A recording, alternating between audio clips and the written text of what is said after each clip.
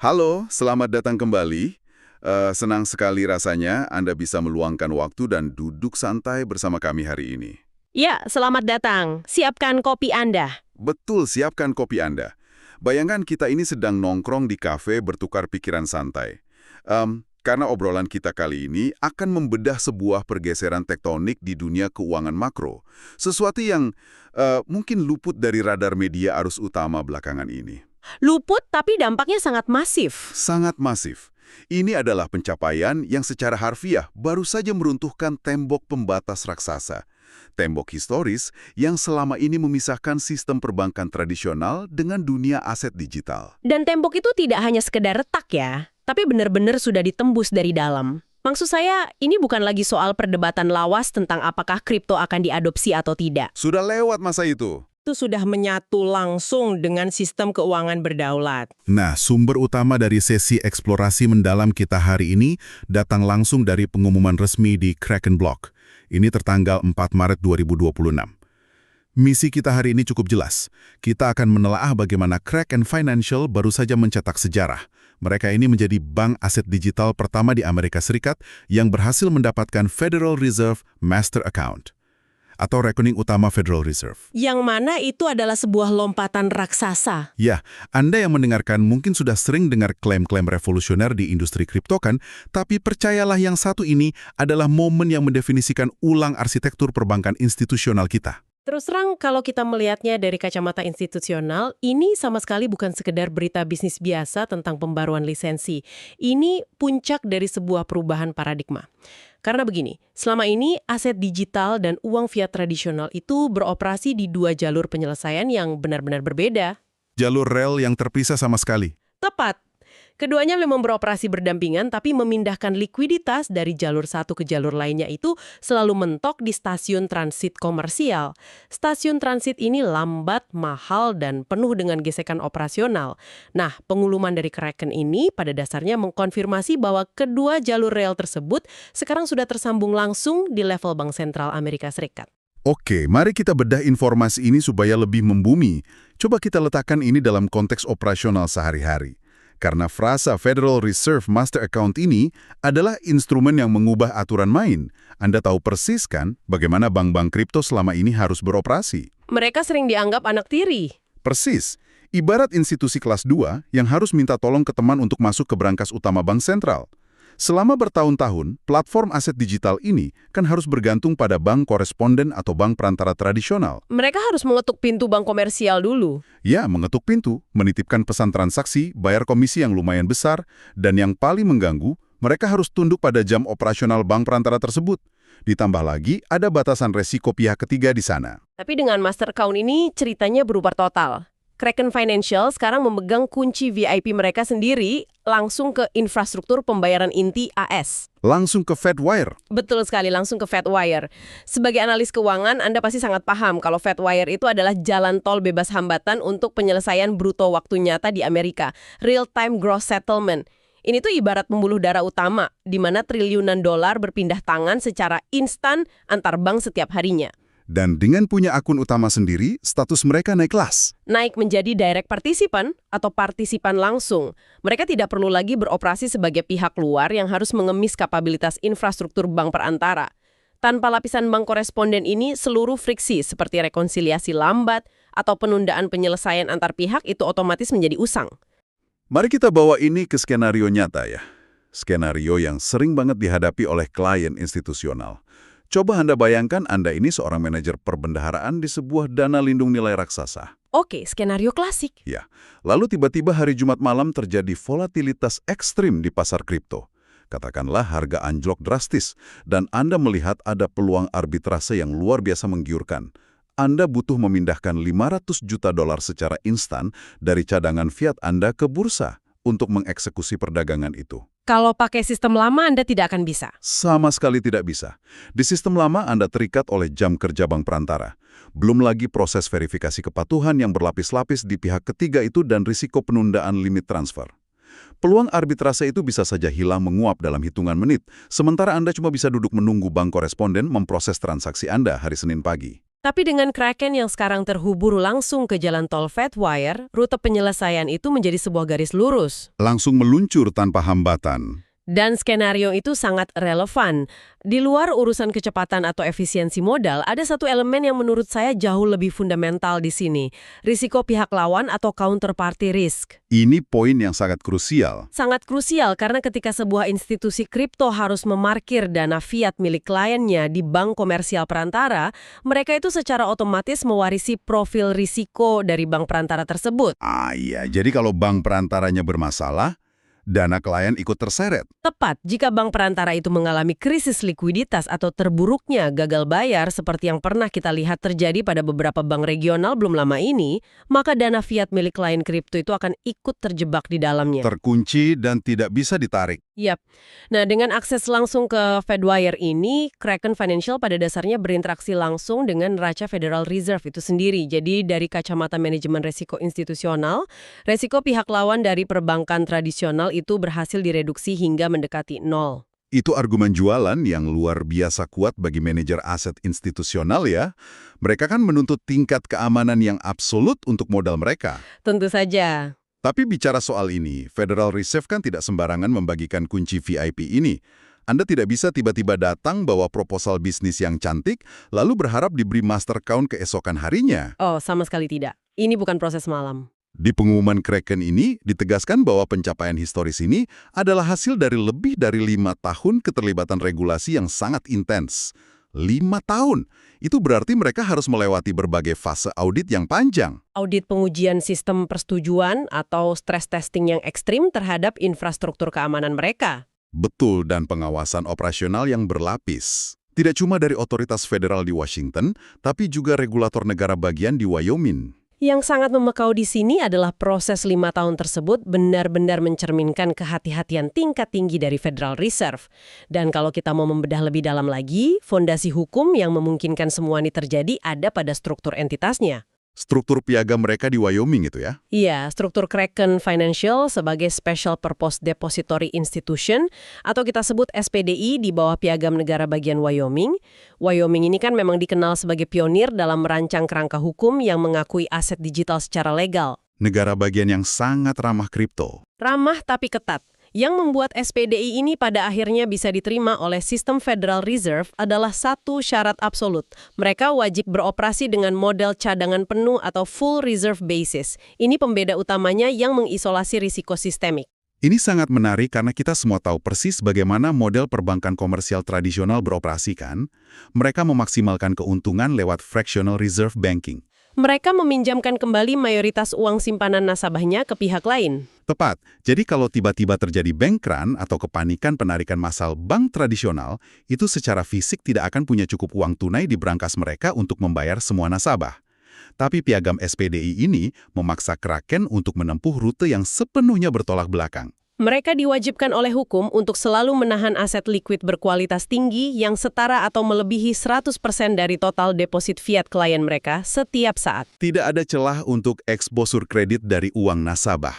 Tidak ada aktivitas pinjaman spekulatif.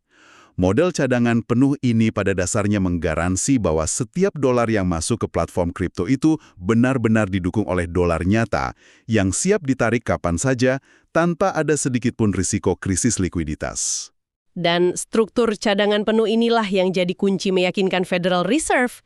The Fed tahu bahwa mengintegrasikan entitas kripto ke dalam jantung Fedwire itu membawa resiko penularan atau contagion risk yang besar kalau entitas itu bermain-main dengan likuiditas seperti bank biasa. Tapi dengan jaminan 100% cadangan, risiko penularan itu disapu bersih. Dieliminasi sepenuhnya. Hal ini sangat sejalan dengan apa yang disampaikan oleh Arjun Sethi selaku co-CEO Payward dan Kraken dalam pengumumannya. Beliau menyebutkan bahwa struktur SPDI Wyoming yang berbasis cadangan penuh ini menciptakan sebuah fondasi yang sangat tangguh. Fondasi tangguh tanpa risiko kredit.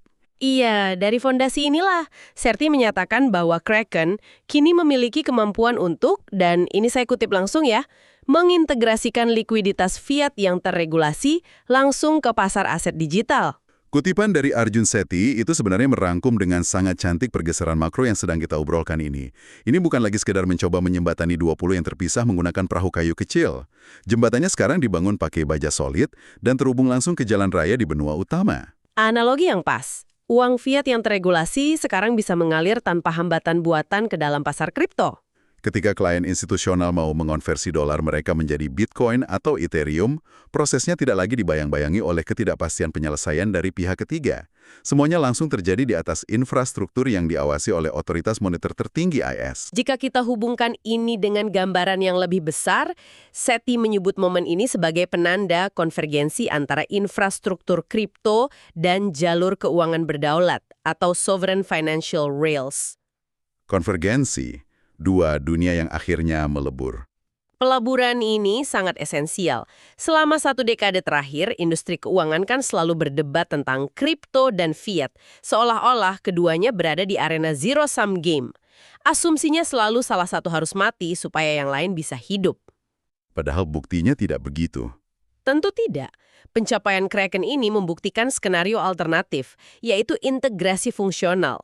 Kraken tidak lagi berdiri di luar tembok sistem perbankan tradisional sambil melempar batu protes. Mereka sekarang secara sah telah mengambil tempat duduk di dalam ruang mesin ekonomi AS. Mereka membawa serta teknologi buku besar terdistribusi ke meja operasional Federal Reserve.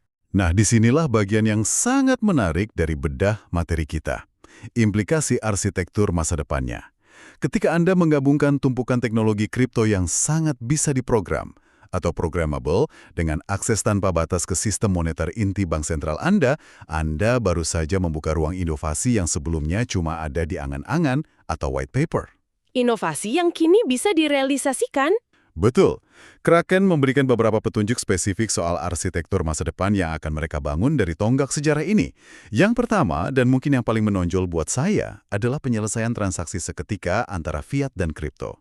Atau yang biasa kita kenal dengan istilah atomic settlement. Wah, atomic settlement ini solusi dari masalah menahun di sistem tradisional kita. Kita semua tahu betapa leletnya jeda penyelesaian di sistem lawas kita, kan? Dalam sistem penyelesaian tradisional kita, sampai sekarang masih berkutat dengan standar T+1 atau T+2. Jeda waktu 1 atau 2 hari antara eksekusi perdagangan dan penyelesaian akhir ini adalah sumber dari apa yang kita sebut Herstatt risk. Risiko di mana satu pihak sudah membayar, tapi pihak lain gagal mengirim aset sebelum transaksi benar-benar selesai. Ya, nah atomic settlement menghapus risiko tersebut secara matematis. Ini adalah bentuk paling murni dari mekanisme delivery versus payment atau DVP.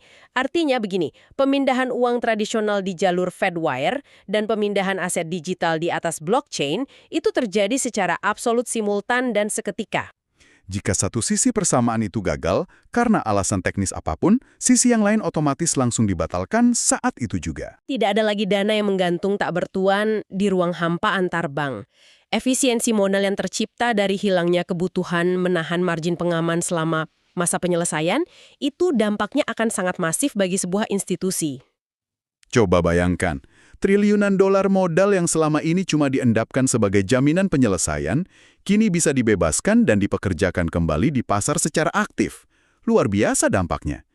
Terus visi masa depan kedua yang diungkap dari pengumuman ini adalah manajemen kas tingkat institusional yang terintegrasi langsung dengan penyimpanan aset digital. Ini menyelesaikan salah satu sakit kepala paling parah bagi para CFO raksasa. Benar. Secara historis, infrastruktur fiat dan kripto ini mengharuskan perusahaan pakai peranti lunak yang terpisah sama sekali. Anda punya portal perbankan tier 1 untuk mengatur kas dolar Anda, dan di sisi lain Anda harus buka sistem kustodian terpisah untuk memantau portofolio Bitcoin perusahaan. Dan memadukan laporan rekonsiliasi akuntansi dari dua platform berbeda yang punya standar pelaporannya sendiri-sendiri, itu adalah mimpi buruk logistik setiap bulan. Pastinya, integrasi yang dijanjikan ini berarti layar dashboard tunggal untuk para bendahara perusahaan. Manajemen likuiditas fiat berkinerja tinggi yang ditenagai langsung oleh jalur Fedwire bisa duduk berdampingan secara harmonis dengan brankas cold storage aset digital mereka di satu layar. Tidak perlu lagi melakukan transfer batch antar entitas yang memakan waktu berjam-jam cuma untuk menyeimbangkan portofolio. Kecepatan reaksi manajer investasi terhadap pergerakan pasar makro otomatis akan meningkat drastis dengan dashboard tunggal ini. Dan ini mengantarkan kita pada poin ketiga dari arsitektur masa depan yang menurut saya pribadi memiliki implikasi jangka panjang paling radikal. Produk keuangan yang dapat diprogram di dalam kerangka kerja yang sepenuhnya teregulasi. Programmable money di atas rel bank sentral.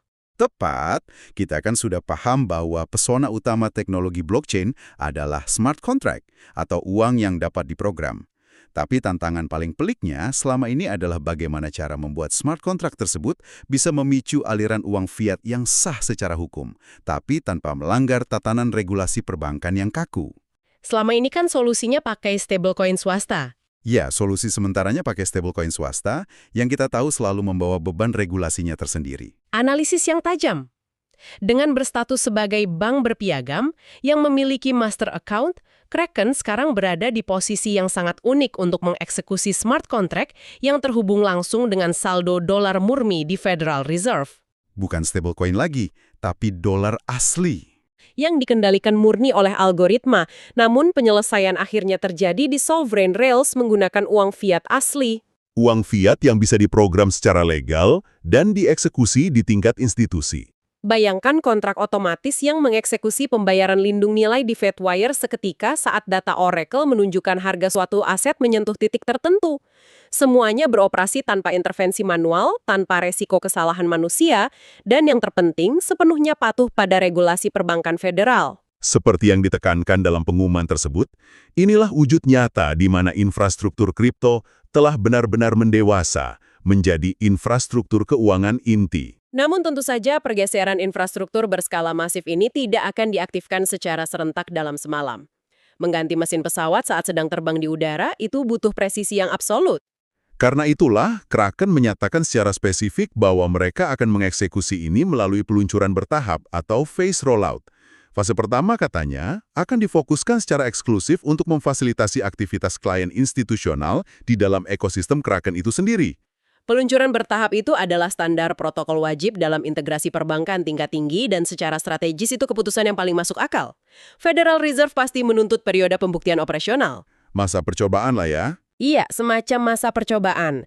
Dengan membatasi aliran awal hanya untuk klien institusional berkapitalisasi besar, Kraken bisa melakukan kalibrasi sistem dan menguji batas tekanan infrastruktur mereka dalam lingkungan yang jauh lebih terkendali. Volume transaksinya mungkin sangat besar secara nominal, tapi frekuensinya lebih terukur dan profil penggunanya juga sudah melewati proses KYC institusional yang ketat. Jadi mereka pastikan dulu tidak ada kebocoran mesin di fase awal ini ya? Tepat.